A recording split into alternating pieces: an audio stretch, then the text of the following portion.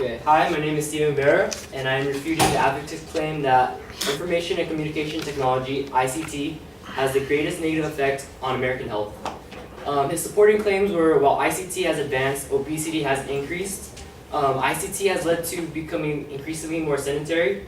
And 3, inactive lifestyle due to ICT has immediate and long-term health effects. My response to the secondary first claim is that the advocate states that information and communication technology advancing is the reason for an increase in obesity. But there shows little correlation between these two. The advocate makes an inference that the growth of ICT in the past 30 years correlates to the rise in obesity. California has some of the most technologically advanced things, and we have Silicon Valley, which is where all the big technology firms are. So you would assume that California has a high rate of obesity, but actually the Center for Disease Control, CDC, reports that California has the lowest population of obesity in California. The highest population of obesity is more Midwest and in the East. Japan is also known for being technologically advanced than the rest of the world. Nation Master has a list of countries around the world ranked by obesity. Japan is 28th on the list and only has 3.2% of the population obese. So why isn't Japan higher on the list? They have VR headsets, they have robots, they have a subway system that connects the whole country. So the problem isn't obesity. So the problem to obesity isn't that ICT is increasing too fast and making us lazy. This leads me to my second response to the secondary claim that the advocate states ICT led us to becoming increasingly sedentary, and this is why obesity has risen. But this is not the case. Poor health diets are the leading cause to this widespread obesity issue. Mayo Clinic states that weight gain is inevitable if you regularly eat more calories than you burn.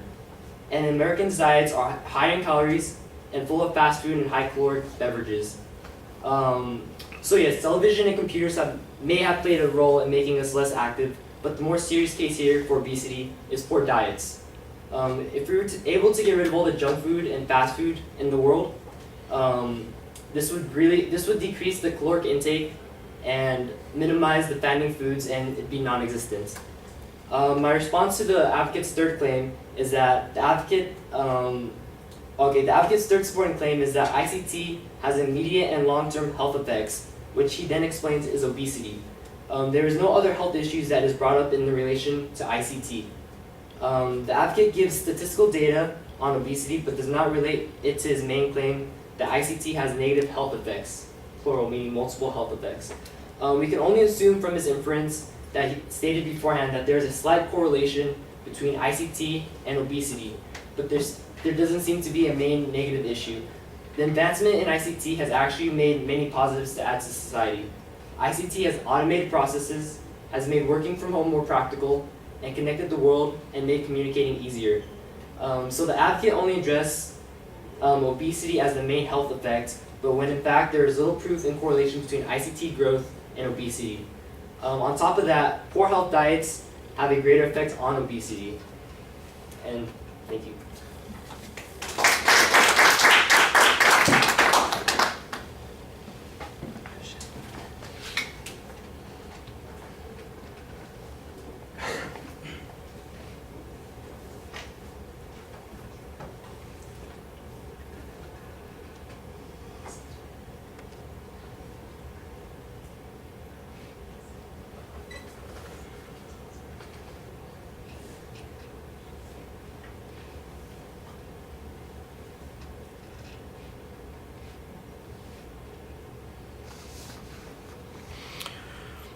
All right, Stephen, lots of things that are pretty solid in the presentation. You lay out the structure at the beginning of the speech pretty clearly. You signpost each of the points as you're getting to those arguments. I thought you explained the dilemma of a couple of points in an interesting way. The whole thing about obesity and you trying to kind of find counter examples, California and Japan as illustrations. I thought that was interesting. Those would be signs that lead to a different conclusion than the one that the advocate's talking about. I think it would be helpful if you could contrast the advocate's evidence a little bit more against your examples.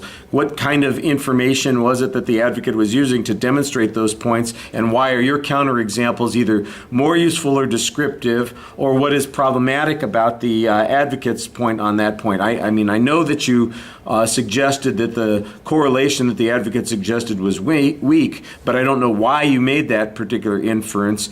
And then if you could explain that as you're making these other arguments, I think that would be a little bit more effective. On the second point, I thought you basically found the counter causality argument on diet, and you talk about the amount of calories that people consume, that sort of thing. I think you've got a good argument here, and I think it's the right argument to make. I think you just make it a little bit more strongly. I mean, you've got one piece of evidence that says Americans' diets have the highest amount of calories and that sort of thing, and as a consequence, that sort of stuff's going on.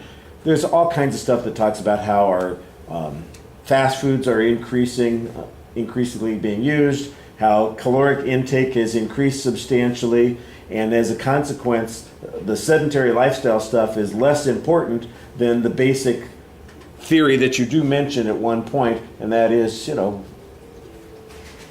more calories go in than you burn. That's just the problem, and that's the source of the problem, is that we are consuming more calories than we ever did before. And I mean, you kind of had like I said, a general piece of evidence that covers that stuff. It just seems to me like that's the main counterclaim on this, a main counter causality argument. And if this was a debate and you wanted to make sure that you were successful on it, you'd build that argument a little bit more. So it's the right argument. I think you've got a good general piece of information on it. But it's like anything, if you punch somebody in the nose, that's pretty good. But if you give them a karate chop across the face, maybe that'd be a little bit more definitive in responding to that argument. That's probably not a very nice metaphor, but it's the one that occurred to me. All right. Thank you.